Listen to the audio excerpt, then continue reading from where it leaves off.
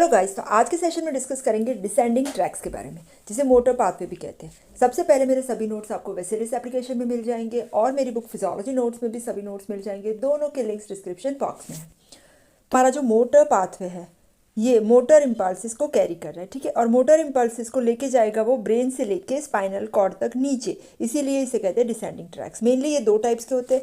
एक है हमारे कॉर्टिको स्पाइनल ट्रैक्स, जिसका नाम है पिरामिडल ट्रैक्स, और दूसरे है एक्स्ट्रा पिरामिडल ट्रैक्स। तो ये जो कॉर्टिको स्पाइनल ट्रैक्स है ये हमारे बर्थ से ही प्रेजेंट होते हैं, लेकिन इसका जो माइलिनेशन है ये कंप्लीट हो रहा है 2 साल की एज में। इसीलिए 2 साल की एज तक बच्चा सब रिफ्लेक्सेस जैसे urination, bladder control, bowel control ये सब सीख लेता है, ठीक है। और इसमें से 70% माइलिनेटेड फाइबर्स होते हैं, जिसका डायमीटर है 4 to 22 माइक्रोन। और ये माइलिनेटेड फाइबर्स है ना, ये ओल्ड एज में फिर डिसअपियर हो जाएंगे। इसकी वजह से ऑटोमेटिक शिवरिंग मूवमेंट्स आती है, ठीक है। और जो पिरामिडल ट्रैक्स के फाइबर्स है ये हमारे बनाते हैं axons of upper motor neuron. ये क्या है हम डिस्कस कर रहे हैं।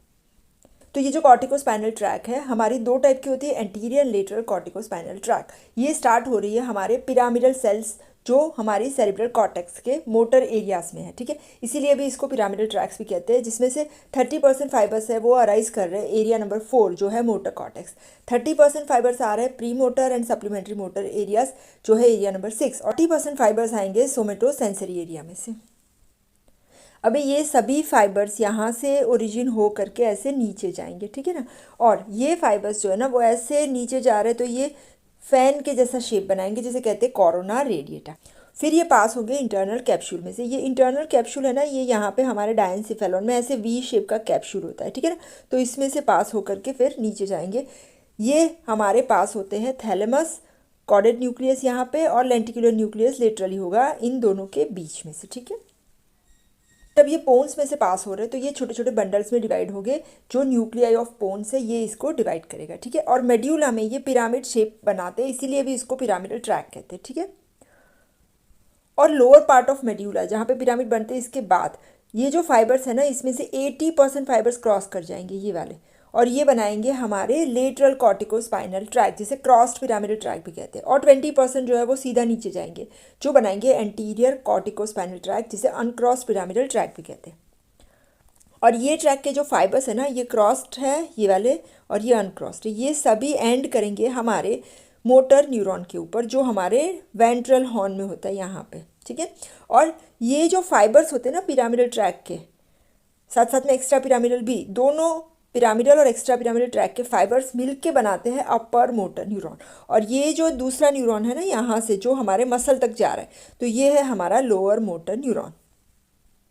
तो ये हो गई हमारी पिरामिडल ट्रैक। अब इसके फंक्शन क्या है, जो हमारी वॉलेंटरी स्किलफुल मोटर मूवमेंट है उसको रेगुलेट करना। जैसे कि हम कुछ लिख रहे हैं है ना, सुई में धागा पिरो रहे, तो ये स्किलफुल मोटर एक्टिविटी है, इसका कंट्रोल करना जो इम्पॉर्टेंट काम होता है पिरामिडल ट्रैक का। साथ साथ में सुपरफिशियल रिफ्लेक्स का पाथवे का भी ये पार्ट बनाते हैं। साथ साथ में ये लोअर मोटर न्यूरॉन को एक्साइट या इनहिबिट भी करेंगे, और सेंसरी और मोटर फाइबर्स को कोऑर्डिनेशन करने का भी काम करते हैं, ठीक है।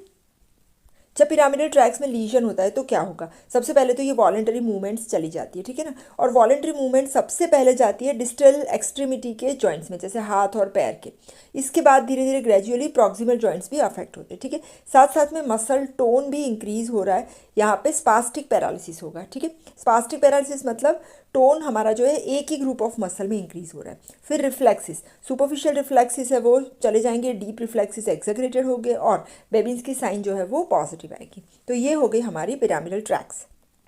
इसके बाद है एक्स्ट्रा पिरामिडल ट्रैक्स। ये जो डिसेंडिंग ट्रैक्स है पिरामिडल के अलावा, इसे कहते हैं एक्स्ट्रा पिरामिडल ट्रैक्स। ये भी मोटर पाथवे है, ये भी मल्टी साइनेप्टिक है, और इसमें अलग अलग ट्रैक्स आती है, जिसका नाम है medial longitudinal fasciculus, vestibulospinal tract, reticulospinal, tectospinal, rubrospinal and olivospinal tract.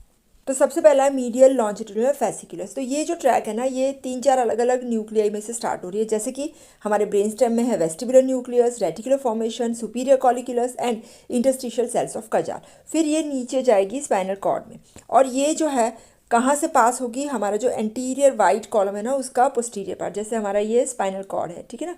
तो इसका जो एंटीरियर वाइट कॉलम है ना उसका पोस्टीरियर पार्ट, और ये होती है हमारे सर्वाइकल सेगमेंट्स तक ही प्रेजेंट।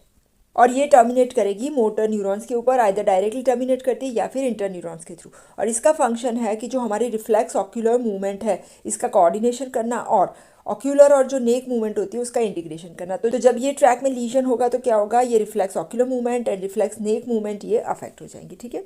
तो मीडियल लॉन्जिट्यूडिनल फेसिकुलस। फिर सेकेंड आ रही है वेस्टिबुलोस्पाइनल, जिसमें एक है हमारी एंटीरियर वेस्टिबुलोस्पाइनल ट्रैक। ये हमारे एंटीरियर वाइट कॉलम में आ जाएगी, यहाँ पे एंटीरियर वाइट कॉलम में, और ये ओरिजिनेट हो रही है मीडियल वेस्टिबुलर न्यूक्लियस जो मेडुला ऑब्लोंगेटा में। फिर वहाँ से वो नीचे जाएगी anterior column of spinal cord में से, यहाँ से नीचे पास होगी, ठीक है। और ये टर्मिनेट हो रही है एंटीरियर मोटर न्यूरॉन्स के ऊपर डायरेक्टली या फिर इंटर न्यूरॉन्स के थ्रू। और इसका फंक्शन है कि हमारे हेड और बॉडी की पोजिशन को ये एडजस्ट करेंगे जब हम एंगुलर और लीनियर एक्सेलरेशन करते हैं तब, ठीक है। इसके बाद है लेटरल वेस्टिबुलोस्पाइनल ट्रैक। ये स्टार्ट हो रही है हमारे लेटरल वेस्टिबुलर न्यूक्लियस में से, ठीक है। ये लेटरल वाइट कॉलम में होगी और ये होगी throughout the spinal cord, ये प्रेजेंट होती है और डिसेंड कर रही है। अगेन ये एंड हो रही है हमारे अल्फा मोटर न्यूरॉन या एंटीरियर मोटर न्यूरॉन के ऊपर। और इसका फंक्शन है कि हमारे हेड और बॉडी की पोजीशन को एडजस्ट करना है जब एंगुलर और लीनियर एक्सेलरेशन हो रहा है।